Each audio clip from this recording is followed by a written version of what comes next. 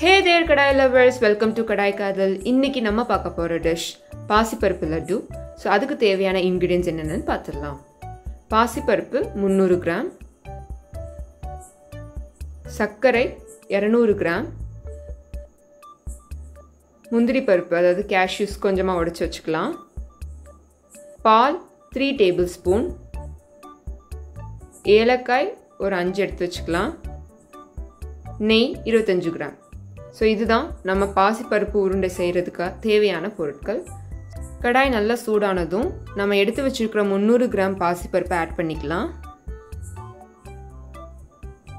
தோல் நீக்கிய பாசிப்பருப்பு இருக்குல்ல, அதில் தான் நம்ம பண்ண போகிறோம். இந்த பாசிப்பருப்பு உருண்டைக்கு சீக்ரெட் என்ன பண்ணால் நல்லா வரும் அப்படின்னா ஒன்று தான். இப்போ நம்ம வறுக்கிறது கரெக்டாக வறுக்கணும்.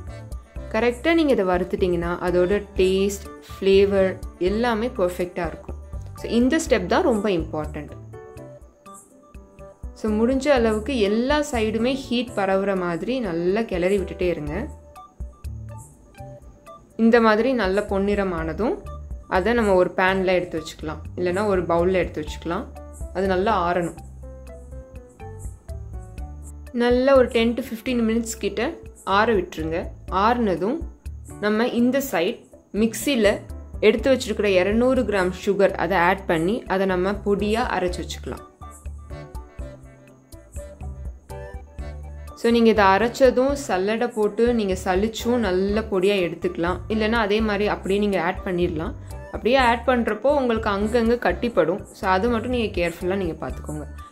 சர்க்கரை அரைக்கிறப்போவே நம்ம எடுத்து வச்சிருக்கிற ஏலக்காய் அதையுமே சேர்த்து நல்லா அரைச்சி வச்சுக்கலாம்.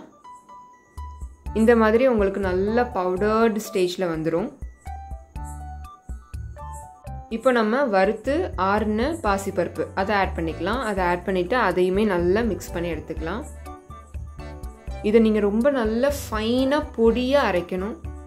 மோஸ்ட்லி லார்ஜர் குவான்டிட்டிஸில் பண்ணுறப்போ நீங்கள் மில்லில் கொடுத்து அரைச்சிடுவீங்க. இப்போ நம்ம மிக்ஸி யூஸ் பண்ணுறோம். ஸோ இந்த மாதிரி நல்ல பொடியாக அரைச்சிக்கோங்க. இதையுமே சல்லடை போட்டு சலிச்சு நல்லா பொடியாக எடுத்து வச்சுக்கோங்க. பட் நான் அந்த மாதிரி பண்ணலை, நான் அப்படியே ராவாகவே பண்ண போகிறேன். ஸோ அவ்வளோதான். இப்போ இதெல்லாம் சேர்த்து நம்ம உருண்டை பிடிக்க போகிறோம். ஆக்சுவலி கொஞ்சமாக நெய் உருக்கியிருந்தேன் கடாயில். ஸோ அதை வேஸ்ட் பண்ண வேணான்னு அதுலேயே இப்போ நம்ம பாசிப்பருப்பு மாவு உருண்டை பிடிக்க போகிறோம். ஸோ பாசிப்பருப்பு உருண்டைக்கு தேவையான மாவு அதை நம்ம அரைச்சி வச்சுருக்கோம்ல, அதை ஆட் பண்ணிக்கோங்க. பாசிப்பருப்பு ஆக்சுவலி ஹெல்த்தி தான். பட் நம்ம ஒயிட் சுகர் சேர்க்கறதுனால அந்த ஹெல்த் பெனிஃபிட்ஸ் நமக்கு முழுமையாக கிடைக்கிறதுக்கு கொஞ்சம் வாய்ப்புகள் கம்மி. பட் இதுக்கு ஆல்டர்னேட்டிவ் ஆப்ஷன்ஸ் எதுவுமே யூஸ் பண்ணாலும் அவ்வளோ டேஸ்ட்டாக வராது. ஸோ அதனால நம்ம அரைச்சி வச்சிருக்கிற அந்த சர்க்கரை 200 கிராம் சர்க்கரை இருக்குல்ல, அதை ஆட் பண்ணிக்கலாம். ப்ளஸ் கேஷ்யூஸும் ஆட் பண்ணிக்கலாம். இப்போ நீங்கள் இதை இனிப்பு ஏற்ற மாதிரி போட்டுக்கோங்க. நிறைய இனிப்பு வேண்டாம் அப்படின்னு நினைக்கிறவங்க கம்மியாகவே போட்டுக்கலாம். இல்லை கொஞ்சம் அதிகமாகவே இருக்கட்டும் அப்படின்னு நினைக்கிறவங்க 300 கிராம் பாசிப்பருப்பு மாவுக்கு 200 கிராம் சர்க்கரை அந்த விகிதத்தில் நீங்கள் ஆட் பண்ணிக்கோங்க.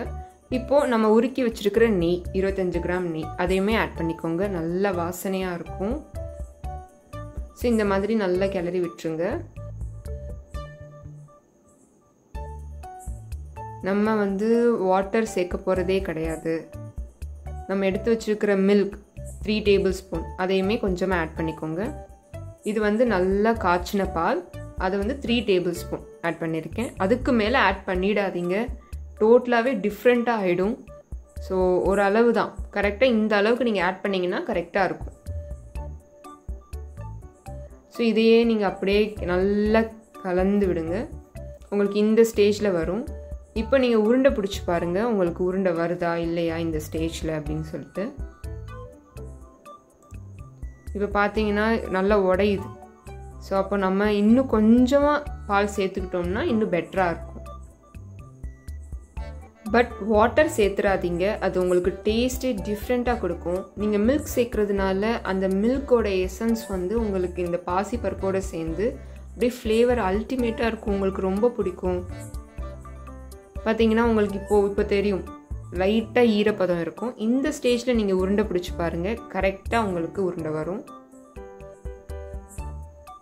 ரொம்ப அழுத்தியும் பிடிச்சிட வேணாம், அதே நேரம் ரொம்ப நீங்கள் லூஸாகவும் விட முடியாது. ஸோ கரெக்டாக கொஞ்சம் கொஞ்சமாக இப்படி பிடிச்சிக்கணும். உருண்டையோட சைஸ்ன்னு பார்க்குறப்போ இந்த சைஸில் நீங்கள் பண்ணிங்கன்னா மீடியம் சைஸில் கரெக்டாக இருக்கும். ரொம்ப பெருசாக பிடிச்சாலோ இல்லை ரொம்ப சிறுசாக பிடிச்சாலோ உங்களுக்கு வந்து லைக் ஒரு பாசிப்பருப்பு உருண்டை சாப்பிட்டோன்னா அப்படியே சாட்டிஸ்ஃபைடாக இருக்கணும். அப்படின்னா நீங்கள் இந்த மாதிரி மீடியம் லெவலில் போனீங்கன்னா கரெக்டாக இருக்கும்.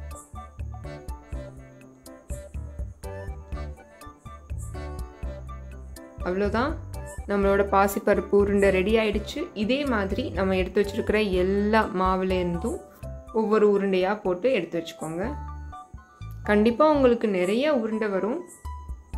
நான் எக்ஸ்பெரிமெண்ட்டுக்காக கொஞ்சமாக அதிலிருந்து அந்த கலந்து வச்சிருக்கிற மாவில் இருந்து எடுத்து இன்னும் கொஞ்சம் பால் சேர்த்து பண்ணி பார்த்தேன். பட் ஆனால் அது வந்து டிஃப்ரெண்ட் ஆயிடுச்சு. பாசிப்பருப்பு உருண்டை மாதிரி இல்லாமல் ஒரு மாதிரி வெட்டாக ஒரு மாதிரி ஈரப்பதத்தோடு இருக்கும்ல, அந்த மாதிரி.